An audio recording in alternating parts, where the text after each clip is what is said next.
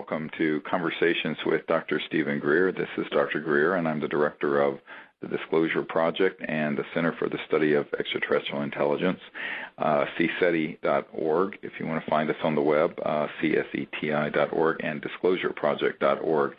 And I'd like to thank the folks at the World Puja Network for hosting us every couple of weeks. We have an opportunity during this time to update you with some of the experiences we've been having making contact with intelligent life forms from other star systems and the work we're doing for disclosure and also new energy.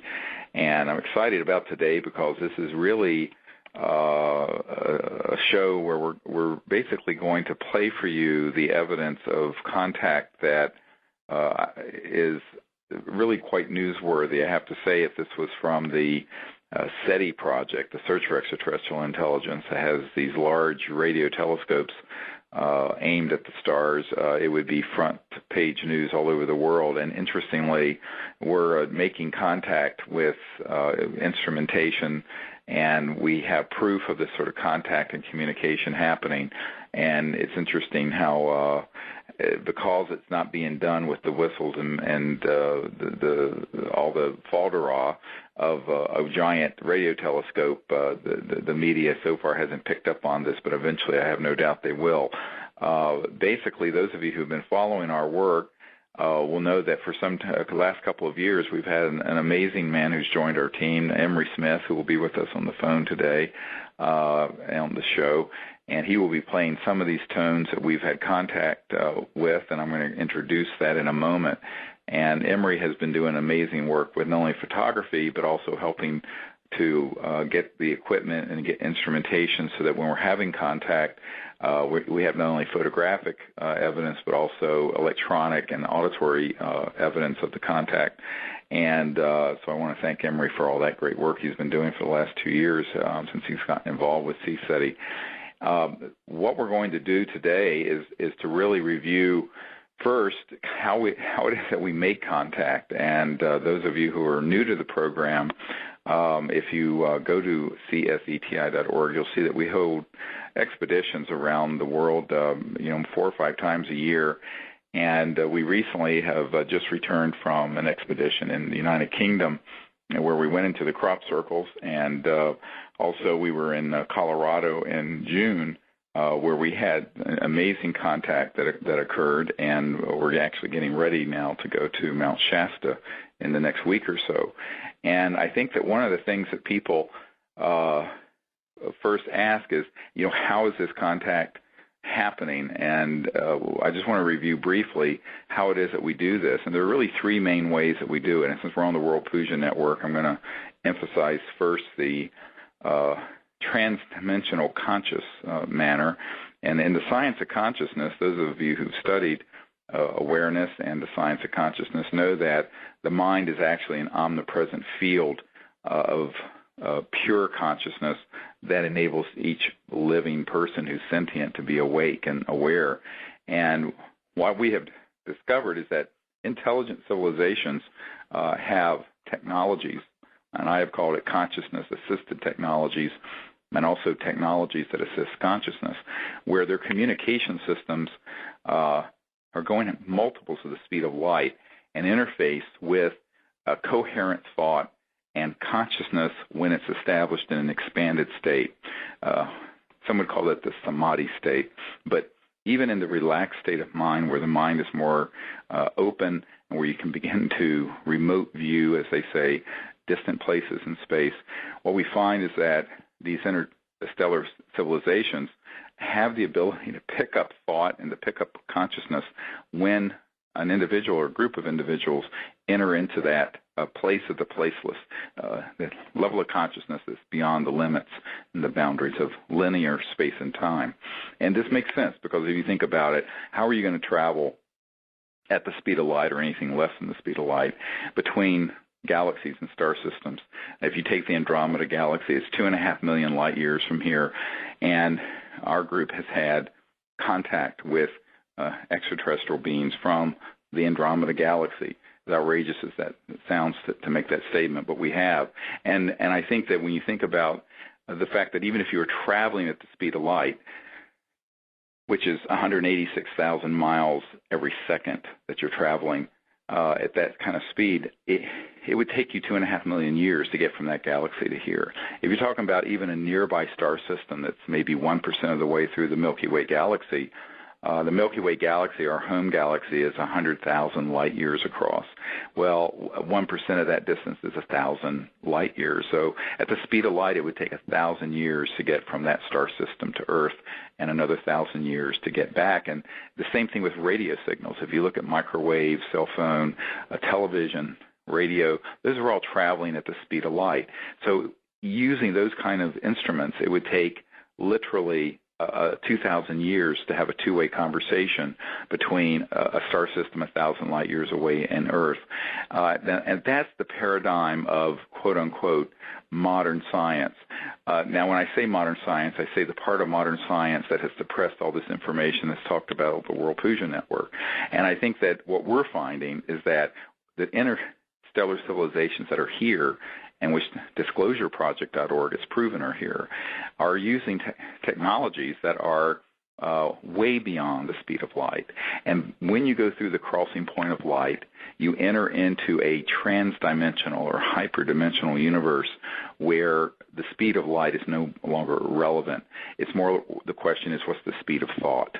What's the speed of consciousness? What's the capabilities of the so-called worlds of light and astral energy? All these subtle realms that are folded within space-time and actually transcend linear space-time.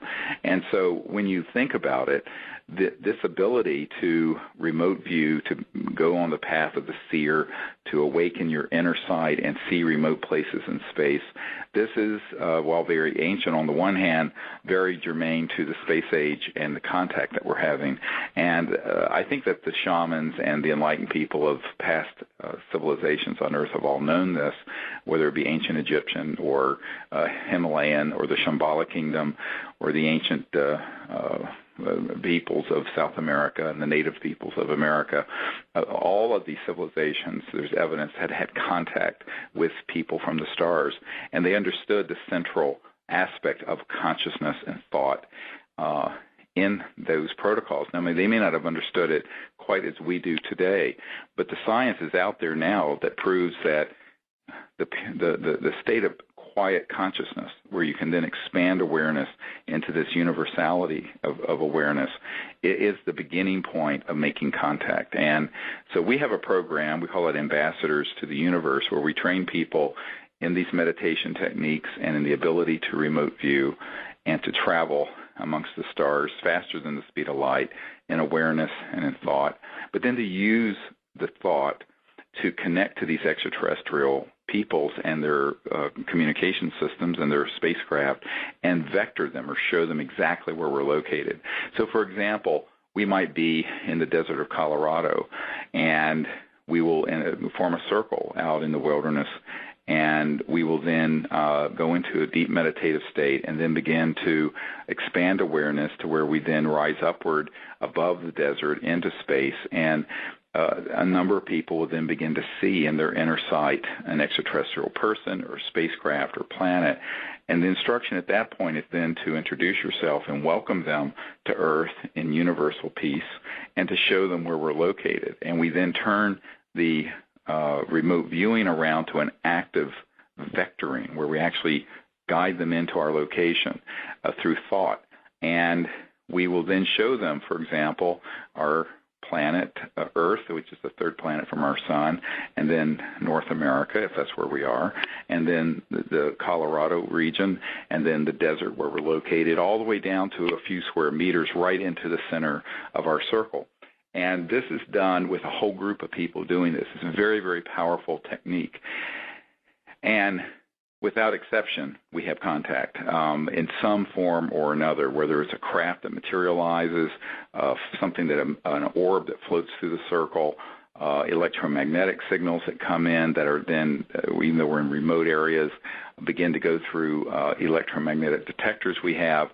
And so this is quite extraordinary. Now, the conscious component of this is the key thing. We also use two other techniques, and one is we have a high-powered laser that goes up about 200 miles into space in clear air, and then we also have electromagnetic tones that we have had from contact and also were recorded in the crop circles that we then play over just regular radio frequencies that we send out into space to give a very precise location in case people's minds aren't as clear as a laser might be. So we use the light, the sound, and thought to make contact and invite these civilizations to Earth. The purpose of all this is not just to see a UFO or something, but is it actually to usher in an era when humans become interstellar people, and that we open up this period in time where the Earth becomes a truly part of an interplanetary society, living in peace with these other civilizations. So this is the central purpose of CSETI, and this is what we do when we take groups out to these remote locations around the world.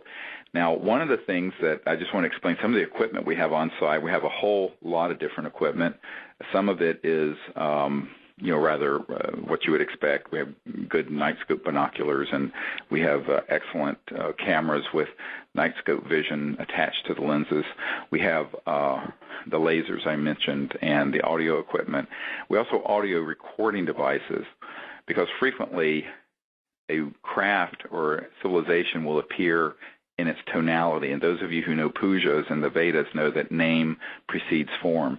Frequently there'll be a signal that'll come out of space to the group, and we will record that. We have on a number of occasions.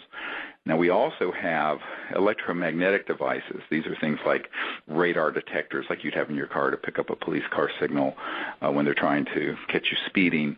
But we also have devices such as a magnetometer, and this is a magnetic field meter that actually picks up the fluxing or the movement in the magnetic field of the Earth. And it's set, when we first get onto a site, it's set at 0. So basically, there's a certain magnetic field on Earth or any place on Earth, and you set the meter to 0 so it's silent. When an extraterrestrial vehicle or communication begins to happen, and it's happening from within space-time, it's not happening in a linear way. We'll get into this in a moment. Those detectors will begin to go off and actually begin to communicate in ways that they are not built to do. It's really an amazing thing to witness. And this has been happening in an increasing fashion since 2007 and 2008, the last 3 or 4 years. And what we're finding is that the extraterrestrial civilizations doing this will be doing the communication through these electronics, while at the same time they're appearing as ships of light or as craft that fully materialize around us. And this goes on throughout the evening. So we have begun to record these detection systems. And you have to remember, we're out in very remote areas. These are not being set off by a police car or by any man-made items, because we're in very remote areas. And it's amazing to see, because it's become not just an indication where they're saying we're here, but they're also communicating specific energy as a contact that you can actually feel. It's almost like, from a energetic point of view, a transcendental level of communication that's deep within consciousness, even has an emotional and spiritual quality to it, even though it may be the sound of it's coming through a rather ordinary piece of man-made equipment like a magnetic field meter. Another piece of equipment we have is something that's called a storm tracker, and this is something that Emery acquired last year, I believe it was, and it picks up the electrostatic discharge of a lightning strike. Is what it's built for. It's for campers and outdoors people to have it to warn them of the approach of an electrical storm. What we found, however, is that the extraterrestrial civilizations that are involved with our group have chosen to use that in a very specific way, which we'll get into in a moment, where it will go off in a sequence and in ways that are very anomalous, even though there are absolutely no electrical storms within hundreds of miles of us. And what we're finding is that they are going within the circuitry, within, I call it infraspace, but within space-time. to communicate through these devices. In other words, if a police radar gun hits one of these radar detectors, they just make a very loud burst of noise until you get past the policeman. Those of you who've ever used this is not what's happening.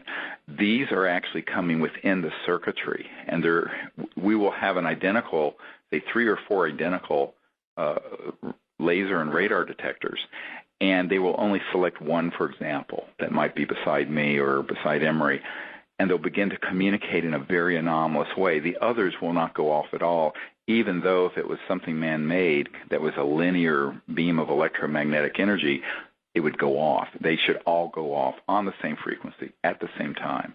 This isn't happening. They're selectively communicating, and it's sort of what I'm calling this is transdimensional electronic communication, where it's coming through multiple dimensions beyond the speed of light, and then stepping down into linear space-time and communicating within these particular devices. And this is often happening while at the same time we're having extraordinary things that we're seeing or hearing with our ears around us, or even beings that appear in the field near us. So all this is taking place sort of simultaneously, and the reason it is because these civilizations that are visiting the Earth are very eager to make contact with awake humans who are doing this for the purpose of peace, who don't have prejudice against them, and who are doing this for the ability to create a whole new chapter in human history where the sciences of consciousness and the science of new energy and free energy and the ability to live on this planet peacefully become established. And that's really what we're doing. And we feel that the reason we're having this escalating level of contact is because the time for all the secrecy that's going on is ending, and the time for the disclosure of this being known fully by everyone on Earth is very much nearer. And I think that the ETs are interested in finding humans who understand the science of consciousness, as well as these sort of space-age hyperdimensional or transdimensional electronics, so that they can communicate with us. And that's what we're having happen. So I just wanted to give a few minutes of this sort of introduction, and we want to get right into it, because what's happened, and Emery, you can share kind of your experience, what happened in Crestone with this detector, and it was happening on the level of consciousness, but also on the level of the meters themselves. And I want people to hear, a detailed description of kind of what you and I experienced. Well, it started, there's always usually starting, it always precedes or after you'll see, someone will see something, or the craft will be coming, and right when that happens, these magnetometers and storm trackers and radar detectors, before it happens, will start alarming us, and they'll start going off in very specific tones that are not native to the device at all. Right. And like Steve said, they are coming from within space. So it's not something that's, coming from a directional. And as it escalates, we usually have an event happen. Now, what happened with Steve and I at one point is the magnetometer, this started back in France, actually, right. The first time this happened. And that was when we had an amazing craft that was actually filmed over the field in France. And we walked out to that field, and between Steve and I only, the magnetometer was having a motion that was like a beating heart, and it would constantly beep and beep and beep.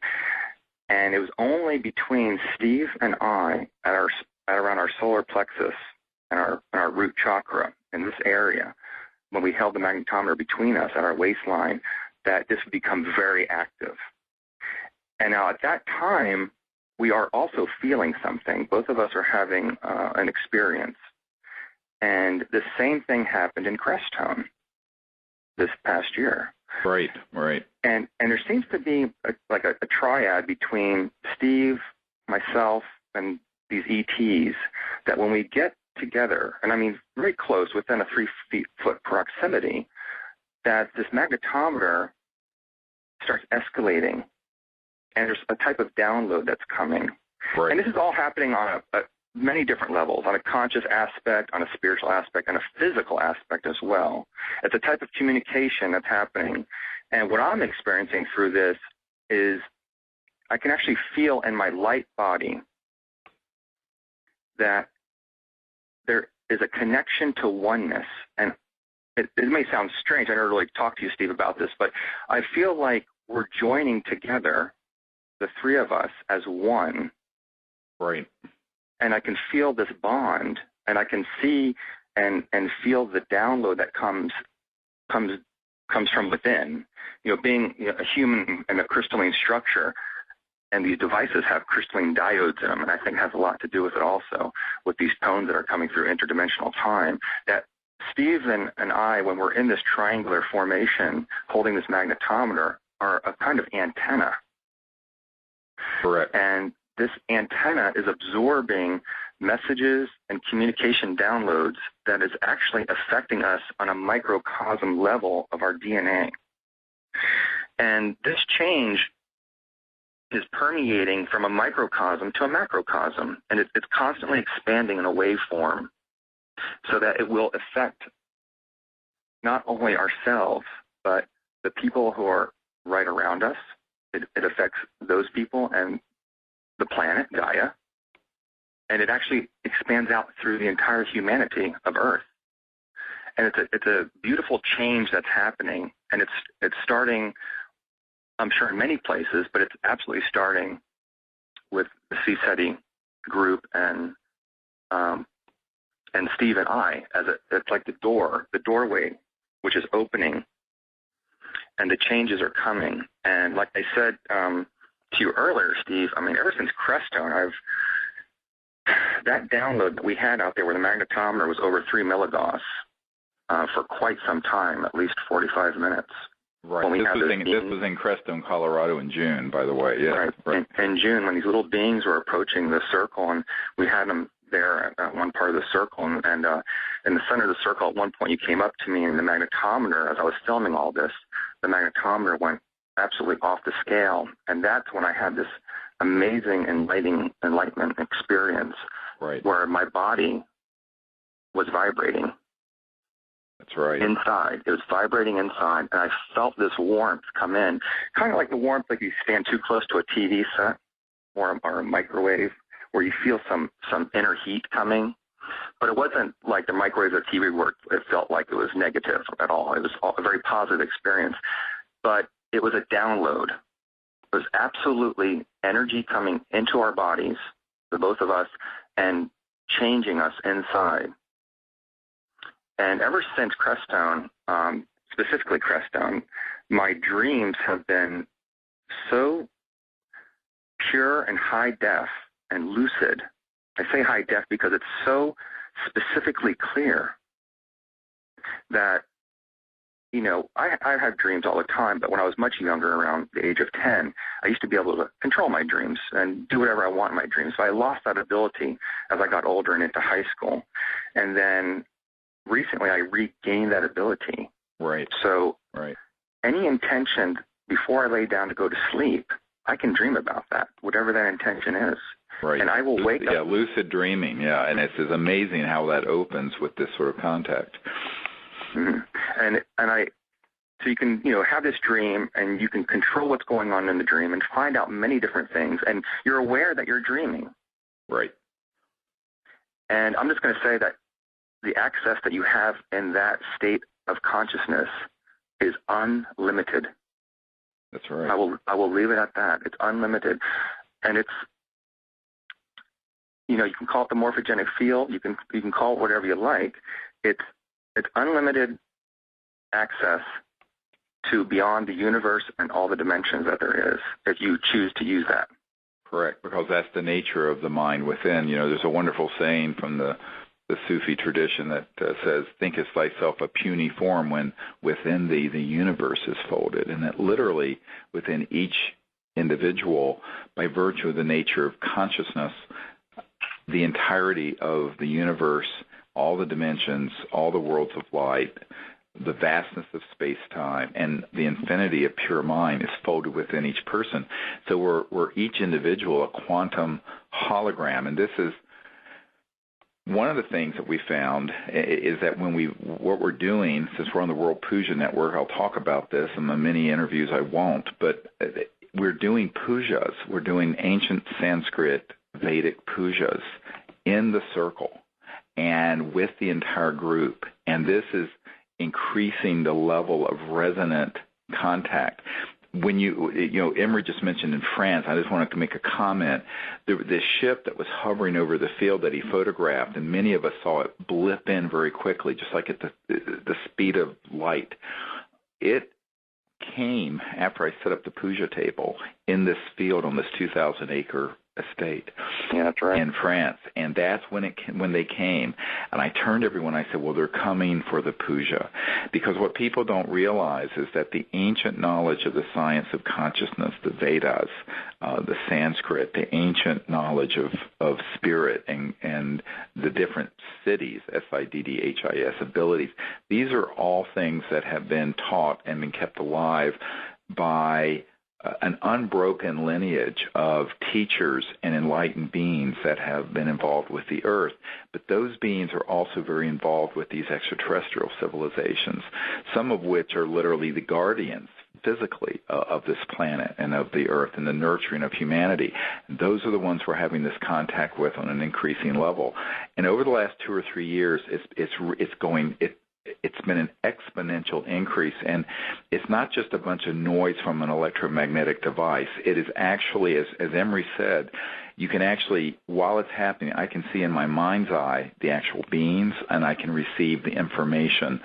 It's sort of the meaning of what they're saying, although it's very abstract. To move it from that abstract level of trans-dimensional consciousness and very, in a sense, space-age communication into English language is something that you have to really get out of your own way and become sort of a really clear channel for it.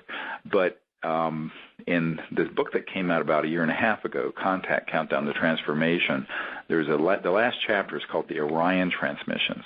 And in 2007 and 2008, we had at Joshua Tree National Park where I actually became this antenna, like Emery's talking about, and this burst of energy came through for 23 minutes, and then the next year for over an hour or two. Now it's happening, in increasing frequency, and it has to do with almost a triangular energy field between me and Emery and these ETs, and I hate to say this, but it's almost as if they're using our bioelectric field and consciousness and the integration of our bioelectromagnetic field and consciousness through the chakra system to facilitate this sort of contact that then is causing these electromagnetic detectors to be very specifically kind of in resonant tuning with that during this communication. It's an extraordinary experience. And it's really becoming more and more intense with each expedition that we go on. Yeah, and like you said, I do agree with the part that it may not actually be coming through the detector, but actually through us to the detector to decipher. Right, absolutely. And that's what I feel, because as you notice, when we move the detector away from us, Steve, it's not that active. But when someone brings the detector to us, then the information is exchanged, and the recorder or whatever it is starts, the magnetometer will start going berserk. And each tone also that emanates from these magnetometers has a message in it. And like Steve says, if you relax the mind and focus on that, it's a wealth of information, including who these beings are and what the message is. Right. It's beautiful. It's absolutely beautiful. It is beautiful, and I try to interpret that for people as it's happening to a point, but some of it is it's so much so quickly that it almost has to unfold over time. And, this is really an extraordinary level of contact that's happening, and it is transdimensional, and yet there sort of has to be a portal into linear space-time and Earth and humanity for it to happen. And since this first began to happen 3 or 4 years ago, I've said to everyone that what they're really doing is they're using our willingness to go into this state of samadhi and pure contact to then enter into linear space-time And through the morphogenic field of our own bioelectric field, genetic field, it's then going into the hearts and minds of everyone on the planet. It literally is affecting the whole planet, and you can feel it. It's really an extraordinary and profound experience that is about it coming through us rather than us making it happen, as it were. It's something that we have to, be a clear enough vehicle for this to come through, and that's the art of this. The art of it is being able to get out of your own way and let this come through, and then the amazing things that happen, not only that's being photographed and seen with the eyes and felt, but the energy transformation that's taking place, which is, if you look at the whole Earth as sort of a crystalline field of consciousness and energy, which is what it is, it's actually resonating around the whole planet and everyone on the planet as it enters us. And we will actually, for example, in England, we actually had a burst of light that was right above the group that was so bright that it was coming out of transdimensional space-time, and it was physically visible, but you could tell it was originating from the level of the celestial level of the extraterrestrial worlds. In other words, civilizations that are physical and have planets, but where everyone on those planets are in a state of God consciousness at the level of celestial beings. So it's almost that they're operating at the level of God consciousness where it would be as if they were angels, except they're not angels. They're physical beings from other star systems, but their whole civilization is evolved to that level. And that's what's beautiful, is that humanity is headed to that. Humanity eventually is going to be, over the next few 100,000 years, we will all evolve into God consciousness people who as a civilization will then go amongst the stars. And this is the path that we're on, because what's happening in this whole new era that's opened up is that as this 500,000-year cycle is opening and then this old cycle is closing, there's a lot of chaos on the planet. But what this is really about is that a group of people, all of us together who understand these concepts, coming together and creating this morphogenic field that Rupert Sheldrake talks about that affects the entire Earth and everyone on it, and that then puts us firmly on that path of enlightenment and free energy and the ending of poverty and suffering and the entering into this age of enlightenment. But at the same time, we are doing this with full conscious awareness that we're not doing this alone, that there are civilizations out there that stand ready to assist us, but they're not going to force it. One of the things that I kept getting the message was that they have to have humans willing to be vectors or channels for this to happen. It's not like they're going to land on the White House lawn and force us into some sort of state of peace and enlightenment and interplanetary civilization, because it doesn't work that way. I mean, we've seen how successful trying to turn Afghanistan into a Jeffersonian democracy has worked.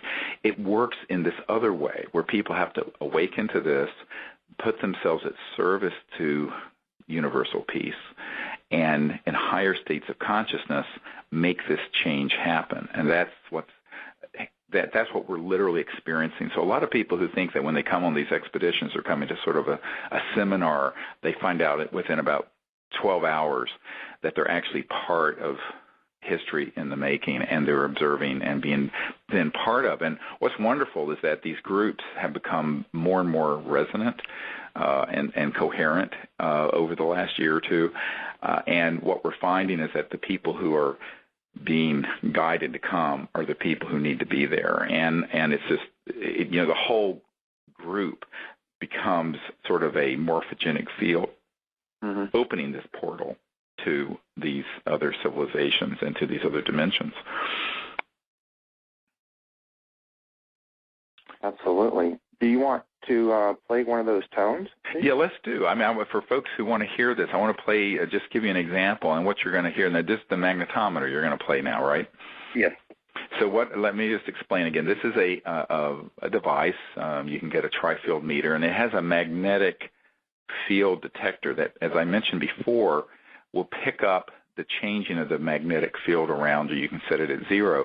And those of you who are interested, I mean, there's a CSETI app if you have an iPhone or an iPad, where you can also download the protocols for contact from the App Store, and it's called the CSETI Contact app. And that app actually does turn your iPhone into a magnetometer. And but the magnetometer you're going to hear is sort of a professional grade one that's designed to pick up the magnetic field changes. And if you were to walk over to, say, a car engine or a motor, it would go really crazy because of it would just go make a bunch of noise. Here you're going to hear this sort of nuance. In fact, sitting there out in the desert, we're around the middle of nowhere, and there's no motors or nothing. When this begins to happen and this sort of connection occurs, it is so profound because you can see in your mind's eye the ETs there. There are actually physically things that you're seeing and experiencing, but then at the same time there is this message coming through, and there's a nuance. It was almost, in Crestone, it was almost like a symphony of subtle sounds that came through. I don't know how much it came through on the recording, but we're just going to play a little bit of it right now for you.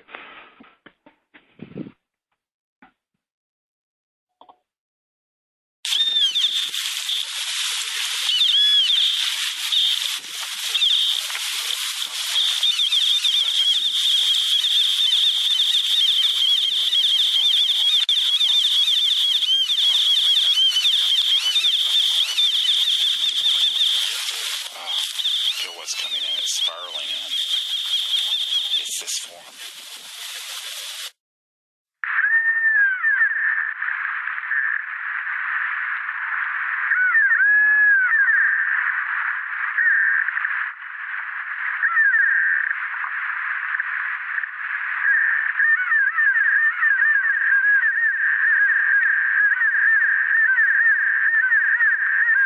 Did you hear that? Yeah. Yeah. What's interesting about this, by the way, for folks, a lot of people who are hearing it in the circle, they're going, "Oh, this sounds a great deal like a almost like dolphin speaking, or a dolphin kind of like the sound that they make." And there is a quality to it, and it isn't at all like what these magnetometers make when you're putting it towards an artificial, man-made source of energy. Now, remember, this is going on for, 45 minutes? I think you said, Emery? Yes. Oh, yes, at least 45 minutes in Crestone, where it was a solid 45 minutes of activity.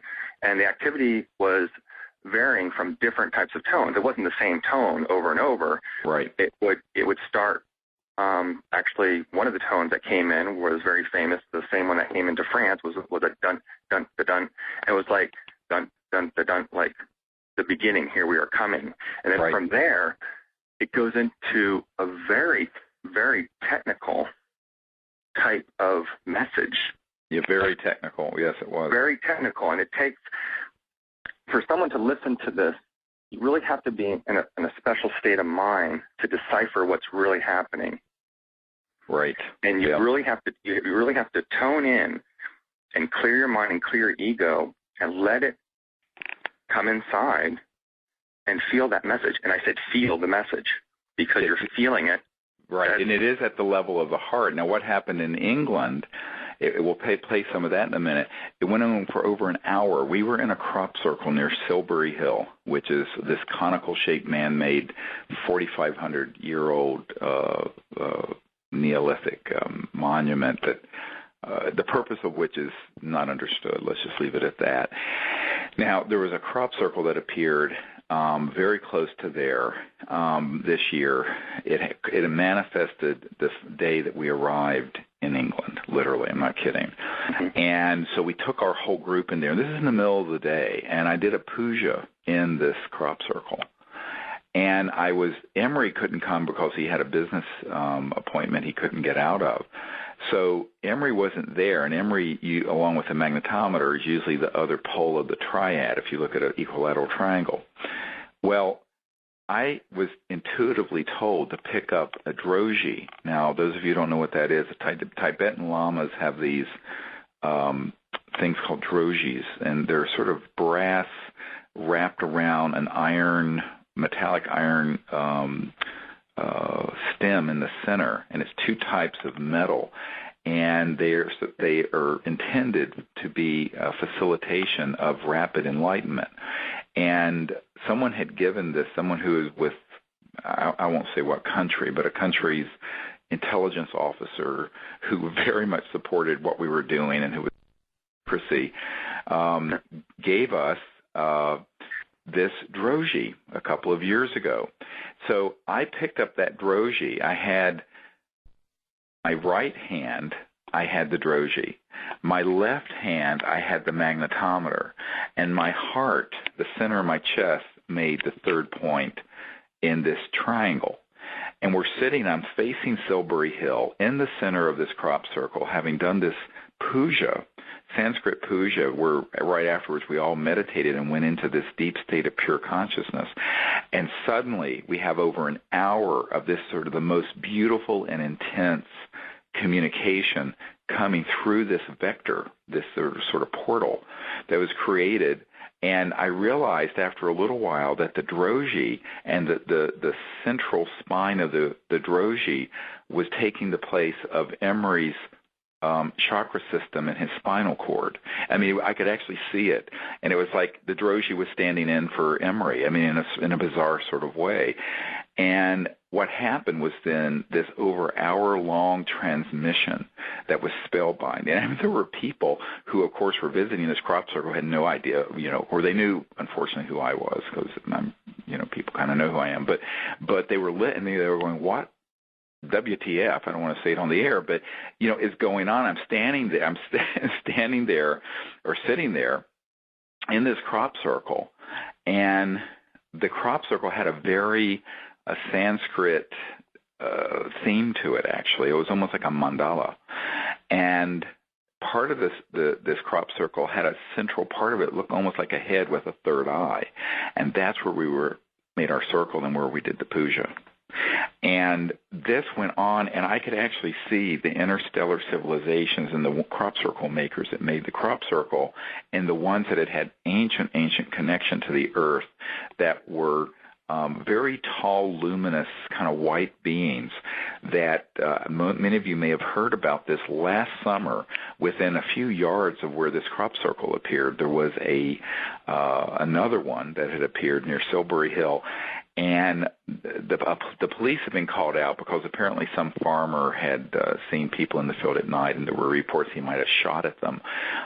So the police were out investigating this, and suddenly this police officer for the Wiltshire County Police saw this tall, luminous white being fully materialized running through the crop circle and in the field. And so he chased it. He chased this being. Now, this is an amazing account, and a lot of this is reported on Colin Andrews' side, who's worked with me for many, many years, and who invented the term crop circle.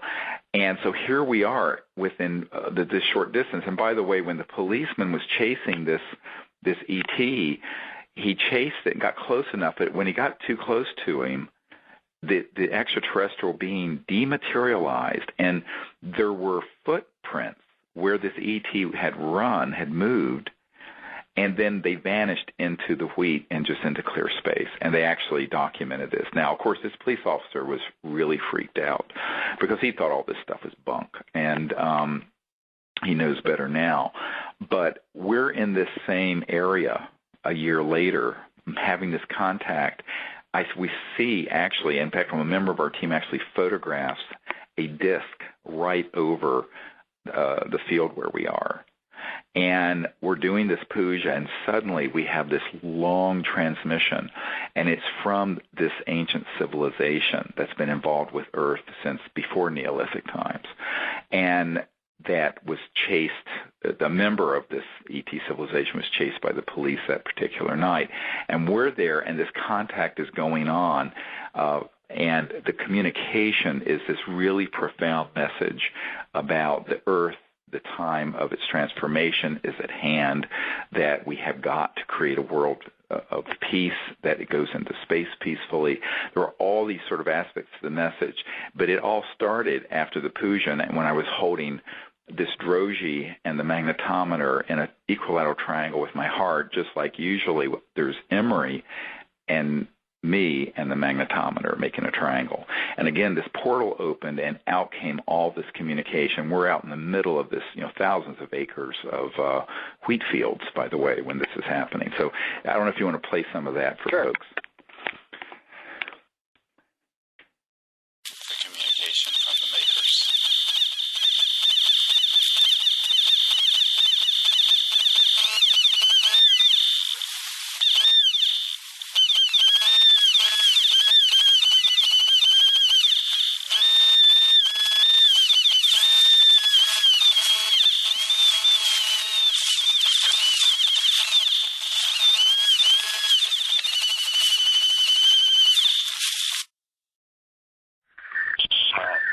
Very active.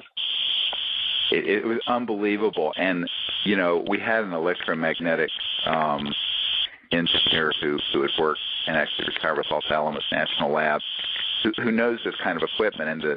And the audio expert who has been studying this for us, Charlie Baylog, who works in the Phoenix area. It's with our contact group in the Phoenix area and works with Trudy Geiker there.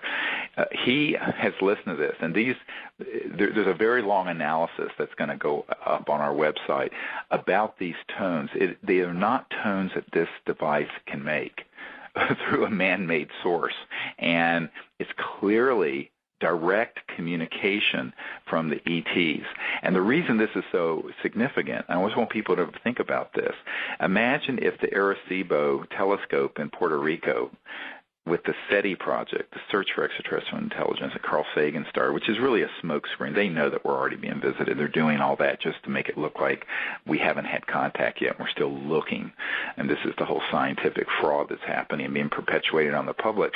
But imagine if they were to have gotten over an hour of intelligent communication through one of those radio telescopes like this.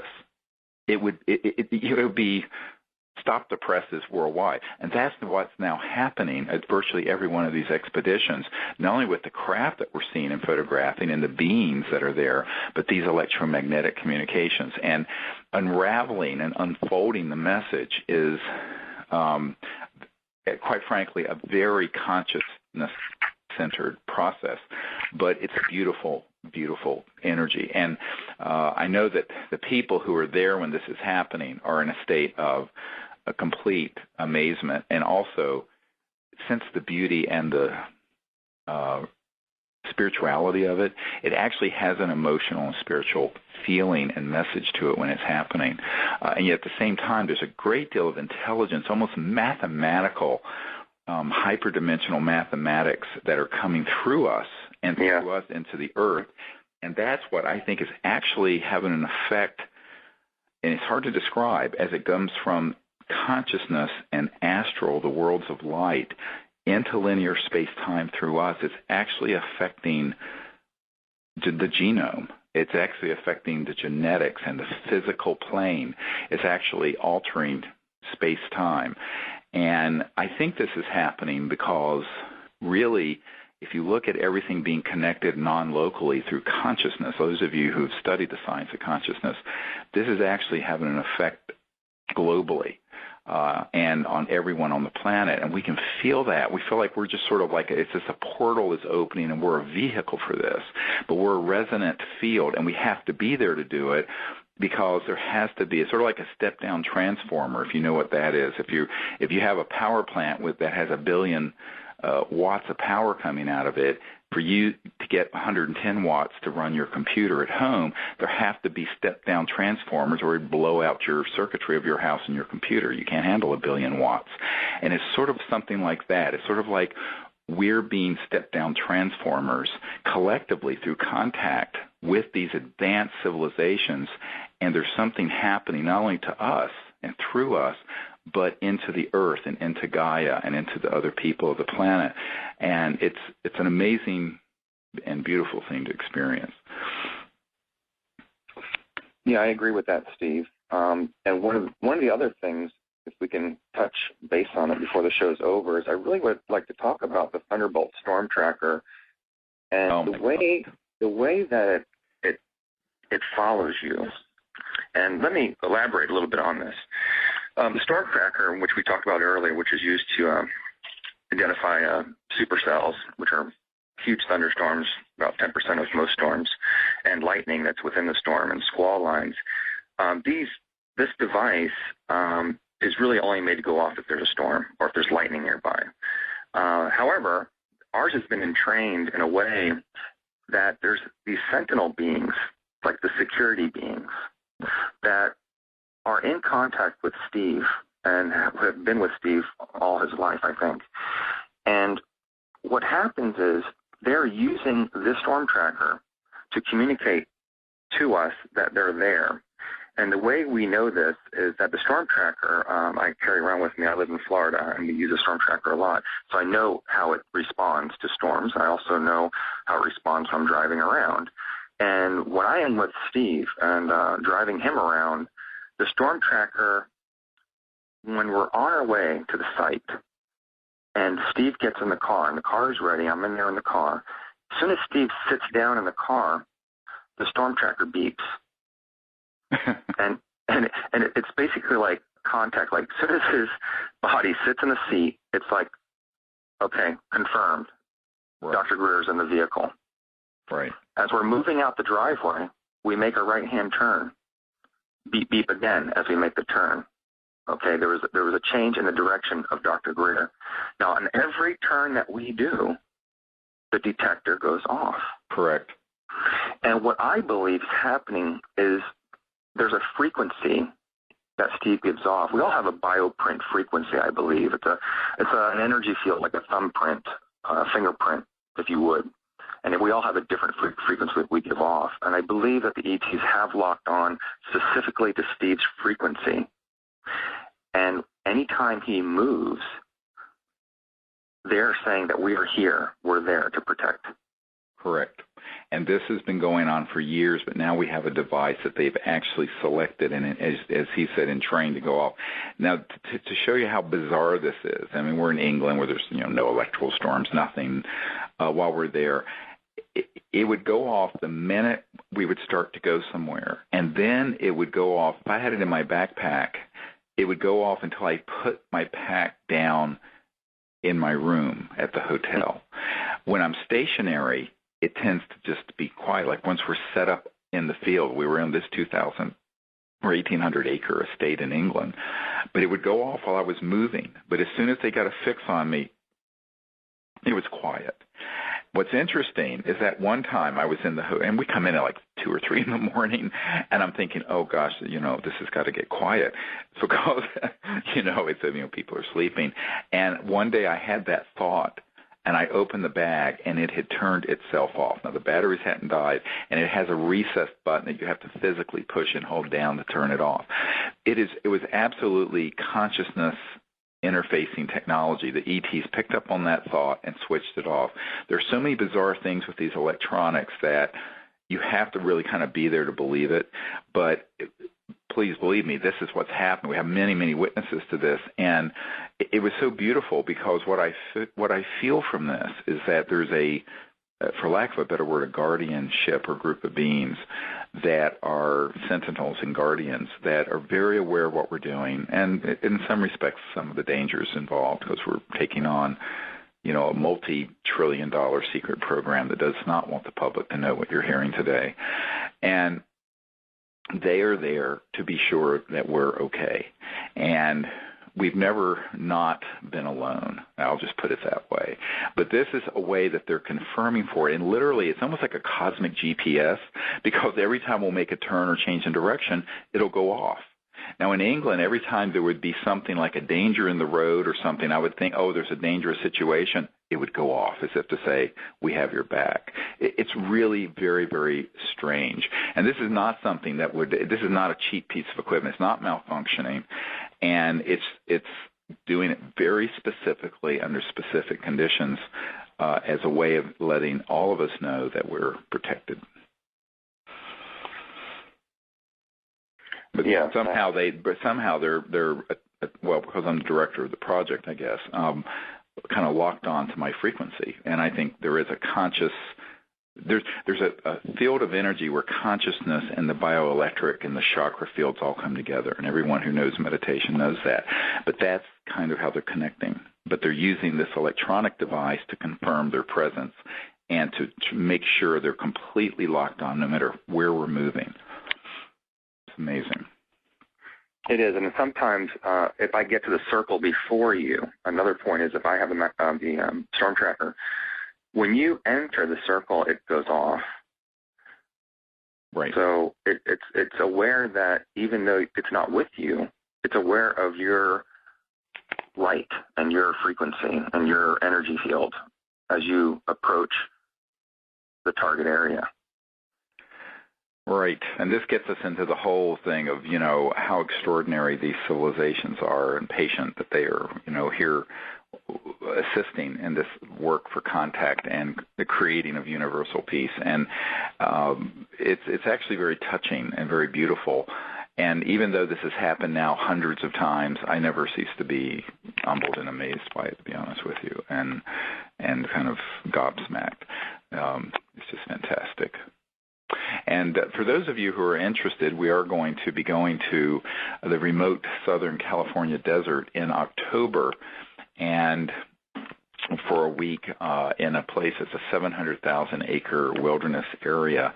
So those of you who want to join us on that expedition, we will be there. I don't have the dates here in front of me, but it will be in October, and the information is at CSETI.org.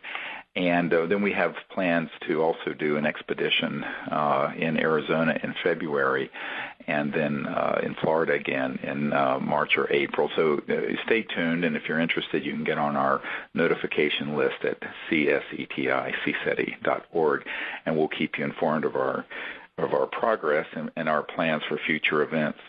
Well, I think we're out of time, Emery, and I want to thank you for joining us in this discussion.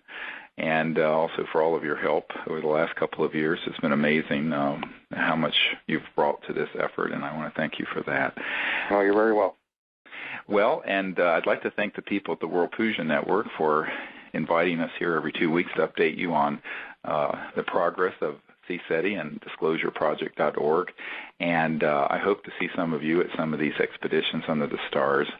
And if you're interested, you can go to disclosureproject.org to get the training kit to make contact as well, and also find out about the CSETI app, as I mentioned, if you have an iPhone or an iPad. So until next time, God bless you all, and keep looking up. Bye-bye.